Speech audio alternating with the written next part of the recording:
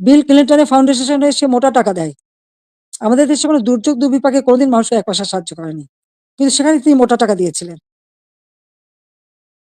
আপনারা দেখেছেন গত সেপ্টেম্বর মাসে জাতিসংঘ যখন যায় সেখানে বিল ক্লিনটন ফাউন্ডেশনে দাঁড়িয়ে ইউনূস সাহেব কি বক্তৃতা দিলেন?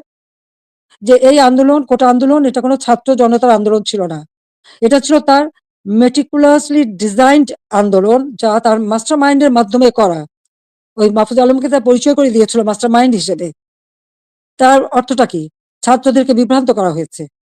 আমাদের ছাত্ররা কোমলমতি। তারা ঠিক কোনটা সঠিক সবসময় তো বুঝতে পারে না। তারা ঝুঁকে চলে এসেছে। আবার আরেকজন সমন্বয়ক বলল কি? গণভবন আক্রমণের আগে বেশি ছাত্র পায়নি, তাই ফলস আইডি কার্ড করে ভুয়া ছাত্র বানিয়ে নিয়ে এসেছিল। তার মানে এদের উদ্দেশ্যটা কি ছিল? আমি আজকে জাতির কাছে এটা জানতে চাই এবং জাতির কাছেই আমি বলব, ১৫ই আগস্ট আমরা ২ বোন বেঁচে গিয়েছিলাম। এটাই কি আমাদের অপরাধ? বাবা, মা, ভাই সব হারিয়েছিলাম। সব হারিয়েও সেই শোক ব্যথা বুকে নিয়েও ফিরে এসেছি বাংলাদেশের মানুষের কাছে। কেন? আমি দেখেছি একটার পর একটা ক্যু হচ্ছে। মুক্তিযোদ্ধাদের হত্যা করা হচ্ছে। গণতান্ত্রিক অধিকার নেই। পেটে ভাত নেই। প্রতিনিয়ত দুর্ভিক্ষ। চারিদিকে হাহাকার।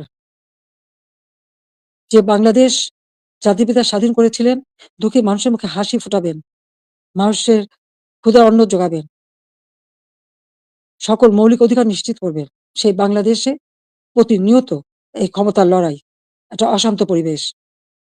বাংলাদেশের মানুষের আর্থসামাজিক উন্নয়ন করবার জন্যই আমি এসেছিলাম এবং আমি তা করেছি। কই আমরা নিজের জন্য তো কিছু করিনি। আমাদের ছেলে-মেয়ে ৫ টা ছেলে-মেয়ে রানার আমার। তারা চাকরি করেছে, পড়েছে, লেখাপড়া শিখেছে। অক্সফোর্ড, হার্ভার্ড, এলএসসি অথবা লন্ডন স্কুল বিভিন্ন জায়গা থেকে তারা ডিগ্রি পেয়েছে। তারা নিজেদের যোগ্যতায় ডিগ্রি নিয়েছে। তাদের জন্য তো আমি কিছু করিনি। তারা নিজের লেখাপড়া শিখে নিজের পায়ে দাঁড়িয়েছে। আমি তাদের একটা কথাই আমরা ২ বোন বলেছি আমাদের ছেলেমেয়েদেরকে যে, "তোমাদের জন্য কোনো সম্পদ রেখে যেতে পারব না। তোমাদের শিক্ষাটাই হবে তোমাদের একমাত্র সম্পদ।" এবং তারা তাই করেছে। সেভাবেই তারা লেখাপড়া শিখে সেইভাবেই জীবনযাপন করে। আমি তো আমার নিজের জন্য কিছু করতে যাইনি। একমাত্র ৩২ নম্বর বাড়িটা সেটাও তো আমি জনগণকে দান করে দিয়েছি আমরা ২ বোন। হ্যাঁ, জাতির পিতা পরিবারের নিরাপত্তা দেওয়ার জন্য একটা আইন করা হয়েছিল। সেই সূত্রে একটা বাড়ি রেহানাকে থাকতে দেওয়া হয়েছিল। আর আমার স্বামী তিনিও চাকরিজীবী নিউক্লিয়ার সায়েন্টিস্ট ছিলেন। তার একটা বাড়ি ৫ নম্বরে, যেটা জয়পুতুলের। আজকে সেই বাড়িও পুড়িয়ে দেওয়া হয়েছে। রেহানার বাড়িও লুট করা হয়েছে।